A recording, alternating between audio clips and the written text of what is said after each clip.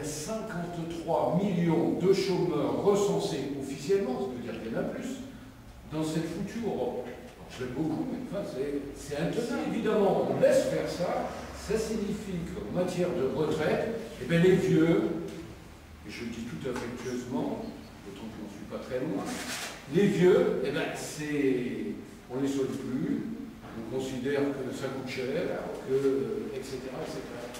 Voilà le type de société qu'ils proposent. Mais ça a des causes. Les causes, elles sont simples. La première cause, c'est que jadis, on disait, surtout nous, dans la vraie gauche, on disait le capital dispose d'hommes politiques à son service. Il n'a même plus besoin d'hommes politiques à son service parce que ce sont les mêmes. Ils ont complètement fusionné. Regardez l'affaire Woerth. C'est quand même absolument extraordinaire. Pendant que monsieur est au ministère, madame gère la fortune de l'autre, évasion fiscale, etc., etc. Mais il n'y a pas qu'en France. C'est la même chose, par exemple, en Allemagne. Je vais vous donner une information comme ça, mais qui est quand même importante, parce que c'est difficile de l'écrire sous peine de poursuite. Mais la cabale contre l'Espagne, la dernière montée, tout le monde sait qu'elle est venue de l'aile libérale du gouvernement Merkel. On sait même nominalement qui a commencé à dire à la presse, vous savez, on prépare un plan pour les Espagnols parce que c'est terrible, ils sont dans la même situation que les Grecs, ils vont aller au tapis, etc. Voilà. Bon. Donc, ils font ce genre de saloperie et ils essaient d'alimenter par tous les moyens une espèce de panique sur le continent. Les Anglais, je ne parle même pas de Cameron, la bande de salopards qui réside maintenant à Notting Hill, on les appelle comme ça d'ailleurs en Grande-Bretagne, c'est comme la bande de pays pour nous, les amis du Fouquet et compagnie, mais tout ça s'est fusionné entre le personnel politique et les grands investisseurs, les grandes banques, etc. Ils n'ont pas besoin de s'emmerder pour un biais d'intermédiaire. Et donc ça, aujourd'hui, ils ont décidé une chose qui est très claire. C'est un transfert massif, le plus grand de l'histoire, disent-ils, du secteur public vers le secteur privé. Il y a eu l'opération des banques, on a renfloué les banques avec de l'argent public. On continue tous les jours, parce que les fonds de la Banque Centrale Européenne, ce sont des fonds publics. Et demain, ça va être la même chose. Et pour pouvoir faire ça, on va faire quoi? Ils vont essayer de tout casser. Je dis tout casser, c'est un projet qui est vraiment très très dur. C'est une vraie guerre sociale.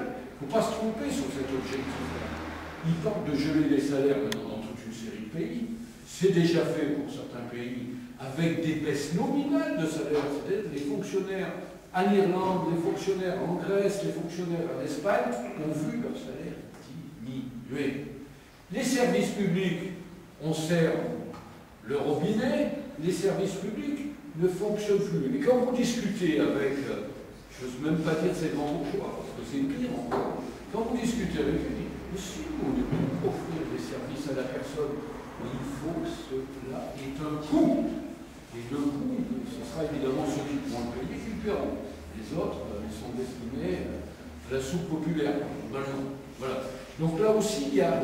Et tout ça est en devenir. Alors évidemment, ce sont des projets, ça ne veut pas dire que tout se passera comme ça, et en particulier parce qu'on va se battre, mais je voudrais insister sur les conditions dans lesquelles nous pouvons nous battre.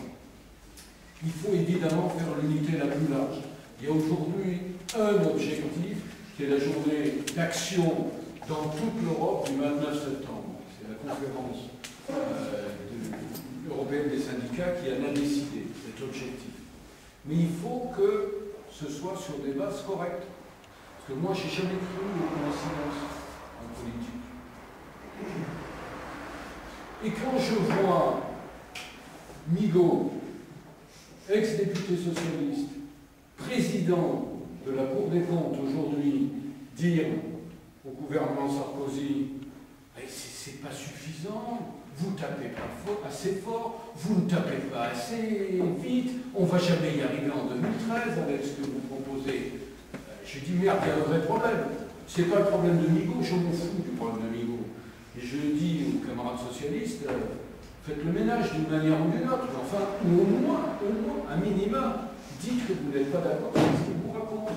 De la même manière, il faut quand même le dire, camarades espagnols sont confrontés, nos amis espagnols sont confrontés à une modification radicale du marché du travail, c'est-à-dire qu'on peut maintenant, en Espagne, c'est tout neuf, on peut licencier plus vite, avec des primes de licenciement qui ont été diminuées de 50%, et avec des indemnités de chômage qui ont baissé de 30 à 40% selon les branches. Qui est-ce qui a demandé ça haut et fort? Je ne vais pas dire un camarade, mais c'est Dominique Strauss-Kahn, putatif candidat socialiste à la présidence de la République en France. C'est-à-dire qu'en quelque part, il y a un problème. Ce problème-là, il est impossible de passer dessus parce qu'avec ces doubles langages, on risque de se retrouver dans une situation qui est très très compliquée. Cette offensive d'austérité, elle n'a aucun fondement réel dans la situation économique de nos pays. On peut parfaitement y faire face avec des remèdes que tout le monde connaît, à la condition évidemment qu'on réoriente l'économie, qu'on fasse en sorte que l'argent aille à ce qui est socialement utile. Mais même dans le cadre des plans d'austérité, je vous fais cette remarque, c'est pas partout pareil. Merkel, par exemple, elle supprime 40 000 hommes à l'armée allemande. On peut estimer que ce n'est pas vital pour la société allemande. Sarkozy, Fillon, c'est des enseignants dans les écoles. Bon voilà, vous voyez, on a une marge de manœuvre. Alors je vais m'arrêter là. Cette marge de manœuvre, il suffit que nous ayons la volonté, et une volonté collective à l'échelle européenne, et ça se construit, évidemment, ça ne se décrète pas comme ça, on fera une grève générale avec des millions de grévistes dans toute l'Europe, parce qu'on l'aura décidé comme ça d'un claquement de main. Mais ça peut se construire, on peut y arriver, c'est une réponse.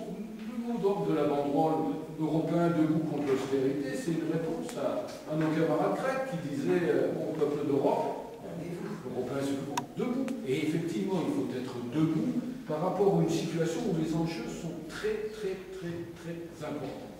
Et nous avons la possibilité de le faire si nous le faisons de manière unitaire, sur des bases claires et avec des solutions.